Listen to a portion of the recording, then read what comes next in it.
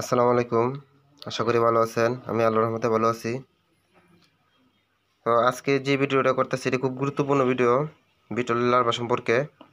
তো ভিডিওটা সম্পূর্ণ দেখবেন, স্কিপ করবেন না ভিডিও। তো এর আগে আমি আরও অনেক ভিডিও দেখাইছি বিটলের লার্ভা সম্পর্কে, কিভাবে কি খাওয়াইতে হয়, কিভাবে রাখতে হয়। তো আজকে এই বিটলের লার্ভাগুলোর বয়স 3 মাস। তো এই বিটলের লার্ভাগুলোকে কাপে বসাইতে হবে, মানে এগুলো বংশবিস্তার করাতে হবে।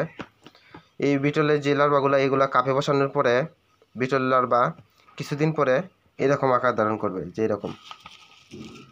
এরকম হবে। তো এরকম হওয়ার পরে এইগুলো আবার ডিম দিবে। ডিম দেওয়ার পরে এই ডিমের থেকে বাচ্চা ফুটে আবার এই যে এরকম লার্ভা হবে। তো এইগুলাকে কীভাবে কাপে বসাইতে হয় এইগুলো আমি প্রক্রিয়াটা দেখাইতেছি। এই যে দেখেন কাপ, এগুলো হচ্ছে সস কাপ। যাদের এইরকম সস কাপ প্রয়োজন আমার সাথে যোগাযোগ করবেন, আমাদের কাছে হিউজ পরিমাণ আছে। আর এই যে সস কাপের ঢাকনা। তো এগুলা বংশবিস্তার করানোর প্রক্রিয়া একটাই। এগুলাকে একটা সিঙ্গেল কাপের ভিতরে, যেরকম একটা সিঙ্গেল কাপের ভিতরে আপনার একটা লার্ভা রাখবেন। রাখার পরে এই যে ঢাকনা দেয়া এই কাপের মুখটা বন্ধ করে দেবেন, এই যে কাপটা বন্ধ করে দেবেন যাতে লার্ভাটা না বের হইতে পারে।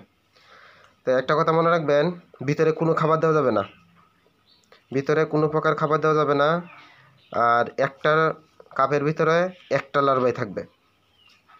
তো পরবর্তী ভিডিও আপনাদের দেখাবো যে কীভাবে এগুলো বংশবিস্তার হয়, ভিতরে কি কি প্রক্রিয়া, ভিতরে কি কি পরিবর্তন ঘটে।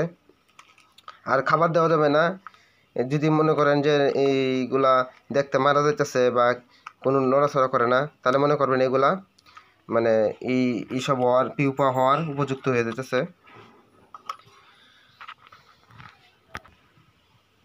তো আজকে এই লার্ভাগুলার বসানোর ডেট হচ্ছে কি 20/10/2025। তো পরবর্তীতে এইগুলো এরকম মাদার পোকা কত দিনে হয় সেই ভিডিওটা আপনারা পাবেন। তো আজকে এই পর্যন্তই। ভিডিওটা কেমন লাগছে জানাবেন, আর অবশ্যই একটা ভালো লাগলে লাইক দিবেন আর পেজটা ফলো করে রাখবেন যেন নতুন নতুন ভিডিও আপনাদের কাছে যায়। তো আমার জন্য দোয়া করবেন। আসসালামু আলাইকুম।